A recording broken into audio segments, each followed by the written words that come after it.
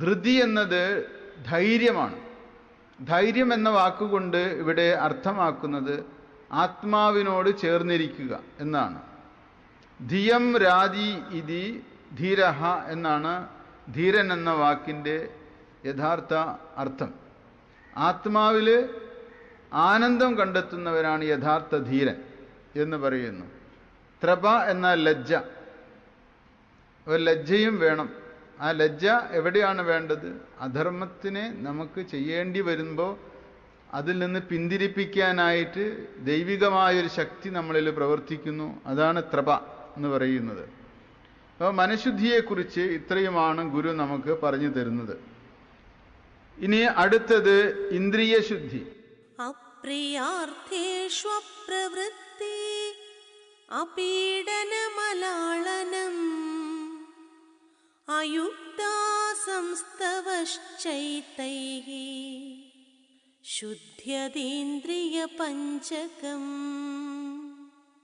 അപ്രിയാർത്ഥേഷു അപ്രവൃത്തി, ഇഷ്ടമില്ലാത്ത കാര്യങ്ങളിൽ പ്രവർത്തിക്കാതിരിക്കുക, അല്ലെങ്കിൽ അപ്രിയമുണ്ടാക്കുന്ന കാര്യങ്ങളിൽ പ്രവർത്തിക്കാതിരിക്കുക.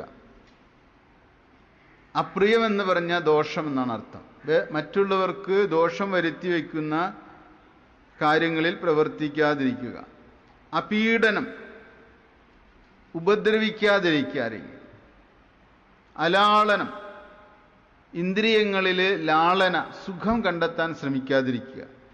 അയുക്ത അസംസ്തവ ച, യോഗ്യമല്ലാത്തവയെ സ്തുതിക്കാതിരിക്കുക. ഏതൈഹി, ഇവയാൽ ഇന്ദ്രിയ പഞ്ചകം, പഞ്ചേന്ദ്രിയങ്ങൾ ശുദ്ധമായിട്ട് തീരുന്നു. അതായത് നമുക്ക് 5 ഇന്ദ്രിയങ്ങളുണ്ട്, ജ്ഞാനേന്ദ്രിയങ്ങൾ. 5 കർമ്മേന്ദ്രിയങ്ങളുണ്ട്. അതിൽ ജ്ഞാനേന്ദ്രിയങ്ങൾ എന്ന് പറയുന്നത് കണ്ണ്, മൂക്ക്, നാക്ക്, ത്വക്ക്, ചെവി എന്നിവയാണ്. ഈ 5 ഇന്ദ്രിയങ്ങളും പ്രപഞ്ചത്തിൽ നിന്നും 5 വിഷയങ്ങളെ സ്വാംശീകരിക്കുന്ന അവയവങ്ങളാണ്. ആ 5 ഇന്ദ്രിയങ്ങളെയും ഭദ്രമായ വിഷയത്തിൽ മാത്രം പ്രവർത്തിപ്പിക്കണം. ശുഭകരമായ കാര്യങ്ങൾ കേൾക്കണം, നല്ല കാര്യങ്ങൾ കാണണം, ഭദ്രമായ വാക്ക് സംസാരിക്കണം. സ്വാദ് എന്ന് പറയുന്നത് സാത്വികമായത് മാത്രം കഴിക്കണം. ത്വക്കുകൊണ്ട് നമ്മൾ ഐന്ദ്രിയ സുഖങ്ങളെ അധികം ലാളിക്കാൻ പാടില്ല. അപ്പോൾ ഇന്ദ്രിയങ്ങളെ വേണ്ട വിധത്തിൽ പ്രവർത്തിക്കാൻ കഴിയുന്ന ഒരു വ്യക്തിക്ക് ഇന്ദ്രിയ ശുദ്ധി ഉണ്ടാകുന്നു. ഇന്ദ്രിയങ്ങൾ കൈവിട്ടു പോകുന്ന സന്ദർഭത്തിലാണ് നമുക്ക് ബന്ധനം ഉണ്ടാകുന്നത്. ഇന്ദ്രിയങ്ങളുടെ ഇഷ്ടങ്ങൾക്കനുസരിച്ച് പ്രവർത്തിക്കാൻ വിടുകയാണെങ്കിൽ അവ വലിയ ആപത്തുകൾ വരുത്തിവെക്കും. കണ്ണും കാതും മൂക്കും നാക്കും ത്വക്കുമൊക്കെ പ്രലോഭനങ്ങൾക്ക് പെട്ടെന്ന് വിധേയമാകുന്ന ഇന്ദ്രിയങ്ങളാണ്. ലാളിക്കുക എന്ന വാക്കിൻ്റെ അർത്ഥം ഇന്ദ്രിയങ്ങളെ കൂടുതൽ രസിപ്പിക്കുക എന്നാണ് അർത്ഥം, അഭിരമിപ്പിക്കുക എന്നാണ്. ഇന്ദ്രിയങ്ങളെ അഭിരമിപ്പിക്കുന്ന തരത്തിൽ നാം നമ്മളെ വിട്ടുകൊടുക്കുകയാണെങ്കിൽ അതുതന്നെയാണ് ഭോഗപരത എന്ന് പറയുന്നത്. ഇന്നത്തെ ആധുനിക സംസ്കൃതിയിൽ ഉപഭോഗപരതയാണ് മുന്നിട്ട് നിൽക്കുന്നത്. നമ്മുടെ ഇന്ദ്രിയങ്ങൾക്ക് കൂടുതൽ ലാളന നൽകുന്ന വിഷയങ്ങളാണ് മാർക്കറ്റുകളിൽ നിന്ന് ലഭിച്ചുകൊണ്ടിരിക്കുന്നത്. കണ്ണിനായാലും കാതിനായാലും മൂക്കിനായാലും നാക്കിനായാലും ത്വക്കിനായാലും ലാളനകൾ നൽകുന്നതാണ്. ഇന്ദ്രിയങ്ങൾക്ക് ലാളന കൊടുക്കുന്നതും ഇന്ദ്രിയങ്ങൾക്ക് പീഡനങ്ങൾ നൽകുന്നതുമായിട്ടുള്ള പ്രവൃത്തികളിൽ വ്യാപിക്കാതിരിക്കണം. ഇന്ദ്രിയങ്ങളെ സുസജ്ജമാക്കി വെക്കേണ്ടത് ധർമ്മിഷ്ഠനായ ഒരു വ്യക്തിയുടെ കർത്തവ്യമാണ്. പിന്നെ ഇവിടെ എടുത്തു പറയുന്നു അയുക്ത അസംസ്തവഃ, യോഗ്യമല്ലാത്തവയെ സ്തുതിക്കാതിരിക്കുക.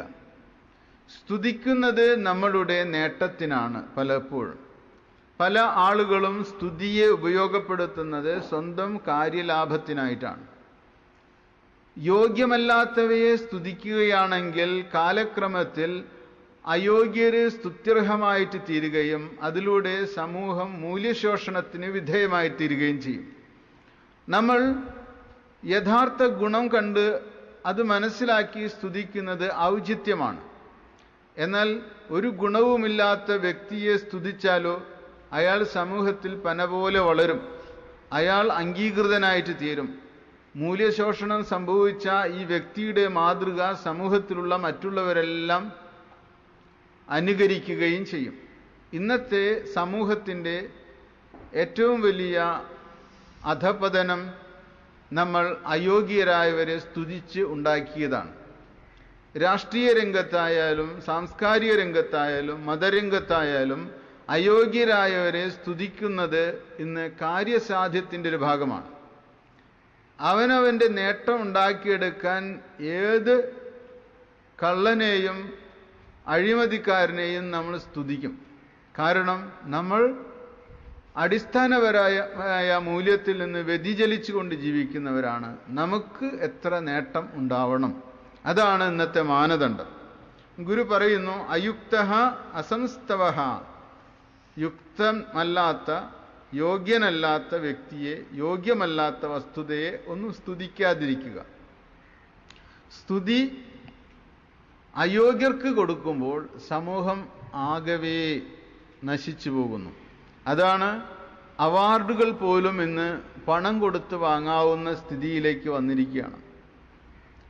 അതും ഗവൺമെന്റിനെ പോലും സ്വാധീനിക്കാൻ കഴിയുന്ന സ്വാധീന സംവിധാനങ്ങൾ, ഇൻഫ്ലുവൻസിങ് ഫാക്ടേഴ്സ് എന്ന് ധാരാളം പ്രവർത്തിക്കുന്നുണ്ട്. അവാർഡുകൾ നിശ്ചയിക്കുന്നത് പോലും ഇന്ന് രാഷ്ട്രീയം, ജാതി, മതം ഒക്കെയാണ്.